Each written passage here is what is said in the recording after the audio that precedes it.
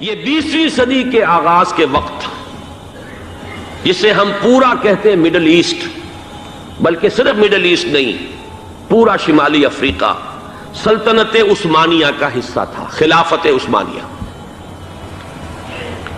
Libya, الجزائر، مصر، پورا حجاز، یمن، پورا عراق، شام، اور یہ شام ہی کے حصے ہیں در حقیقت، اردن اور لبنان، یہ سب، یہ شام عرب، عراق عرب، یہ پورا علاقہ خلافت عثمانیہ یہ اس کا حصہ تھا۔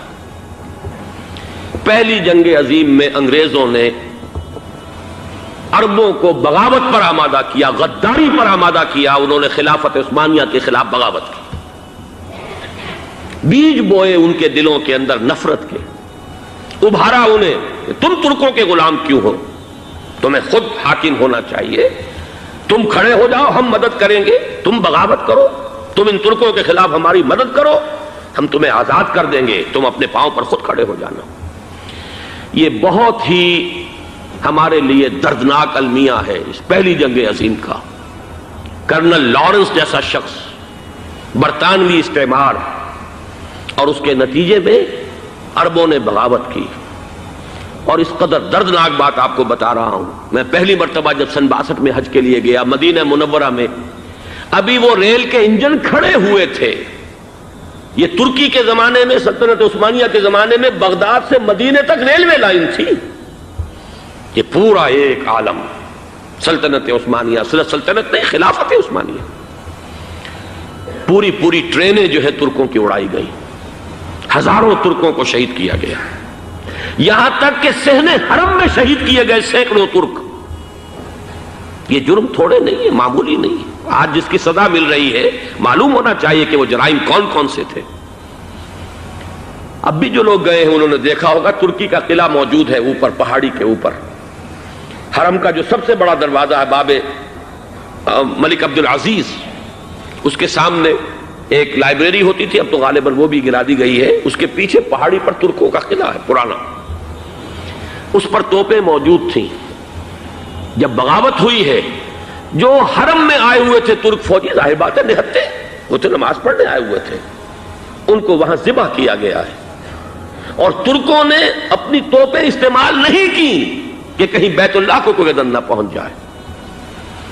بہرحال یہ غداری ہوئی ہے پہلی جنگ عظیم کے دوران، اور نہ صرف ترکوں کے، عربوں نے کی ہے۔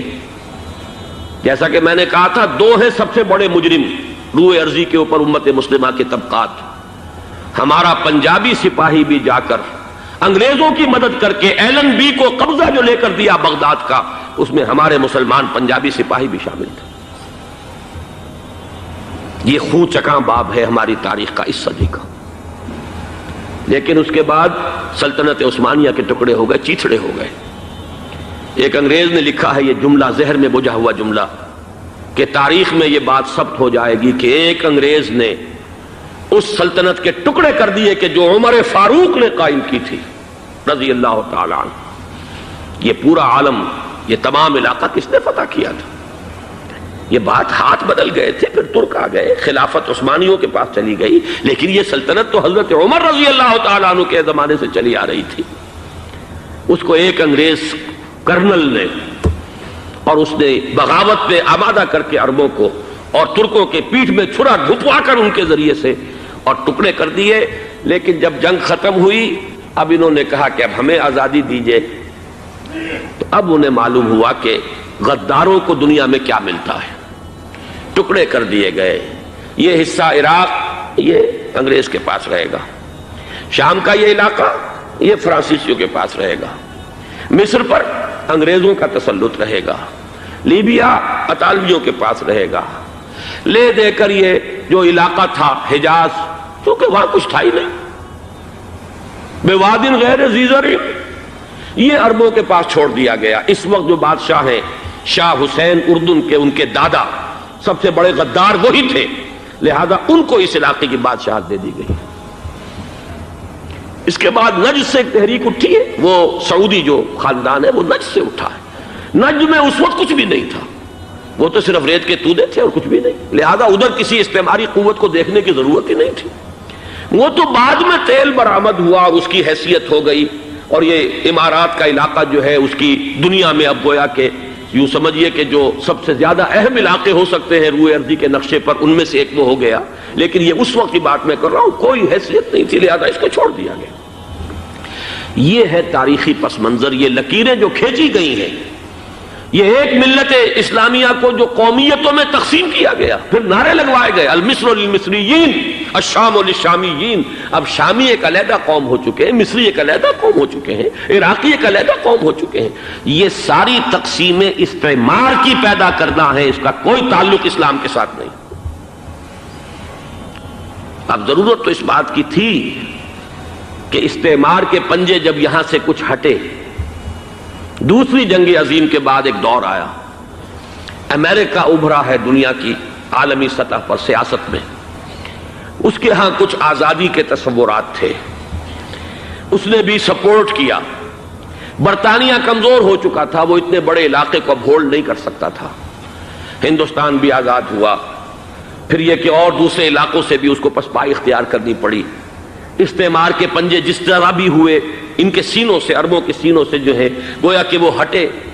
لیکن امریکہ نے ایک اپنی بہت بڑی حکمت عملی جو اختیار کی، عالم عرب کے سینے میں اسرائیل کا خنجر پیوست کر دیا تاکہ یہ کبھی آزاد نہ ہو جائیں، ہمارے انگوٹھے تلے رہے، ہماری پالیسی گورن کرے. یہ استعمار کا دوسری جنگ عظیم کے بعد، جہاں برطانوی استعمار، فرانسیسی استعمار رفتہ رفتہ یہ ہٹنے شروع ہوئے. صدر ناصر نے انگریزوں کو اٹھا کر پھینکا میڈیٹرینین میں اور دوسرے جگہوں سے. الجزائر نے آزادی حاصل کی فرانس سے، اطالویوں سے جو ہے لیبیا والوں نے آزادی حاصل کی. یہ ہو گیا، لیکن ایک خنجر پیوست کر دیا گیا اسرائیل کا سینہ عرب. اس صورتحال میں ظاہر بات ہے کہ ایک تو بڑی آئیڈیل پوزیشن تھی کہ پورا عالم اسلام متحد ہو، لیکن وہ تو بہت دور کا خواب معلوم ہوتا ہے. علامہ اقبال سے بڑا کوئی نقیب نہیں ہے ملت اسلامی کی وحدت کا. ایک ہو مسلم حرم کی پاسبانی کے لیے، نیل کے ساحل سے لے کر تابخا کے کاشغر. لیکن انہیں بھی اپنے لیکچرز میں کہنا پڑا کہ اس وقت جو صورتحال ہے، پورے عالم اسلام کی ایک وحدت بن جانا تو تقریباً ناممکن نظر آ رہا ہے. اگر کسی طرح ایک common wealth of Muslim nations وجود میں آ جائے تو بھی بڑی کامیابی ہوگی. لیکن اس سے بھی پہلے یہ تو زیادہ آسان تھا کہ عالم عرب ایک وحدت کی شکل اختیار کر لے. یہ تو ایک قوم ہے، اکثر و بیشتر ایک نسل یا زیادہ دو نسلیں کہتی ہیں. شمالی افریقہ میں بربر نسل بھی ہے، باقی تو سب عرب ہے. یہ پورا عالم ایک نسل، ایک زبان، پورے اتنے رقبے کے اوپر بولے جانے والی ایک زبان، یہ تو ایک ہو جائے. افسوس یہ ہے کہ اس کا ایک ہو جانا، ایک شخصیت ابھری تھی جو مذہبی مزاج کی شخصیت تھی، جو دینی مزاج کی حامل شخصیت تھی. اگر اس کی قیادت میں عالم عرب متحد ہو جاتا تو واقعتاً ایک بہت بڑا جو ہے مرحلہ وہ طے ہو جاتا پوری عالمی ملت اسلامیہ کی ایک وحدت اختیار کرنے کا. وہ شخصیت تھی شاہ فیصل شہید کی.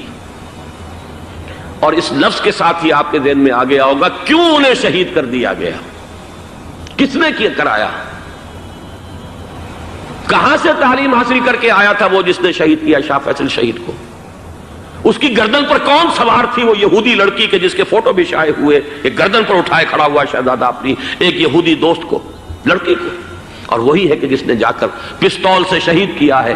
جان میں اچھی طرح جان لیجئے، جیسے بارہا میں نے عرض کیا ہے کہ حضرت عمر کو شہید کرنے والا کہنے کو ابو لولو فیروز تھا، لیکن اس کے پیچھے پورا ایرانی نسل پرستی کا جو پورا پس منظر ہے، اسے تو ہر شخص جس کی ذرا بھی نگاہ جو ہے جو صرف منظر کو نہ دیکھ رہی ہو، پس منظر کو بھی دیکھنے والی ہو، وہ تو جان لے گی کہ ابو لولو فیروز ایک فرد کا نام نہیں تھا، وہ ایران کا انتقام تھا عالم عرب سے. بالکل اسی طریقے سے یہ امریکی استعمار کا ہتھ کنڈا تھا، اسے محسوس ہوا.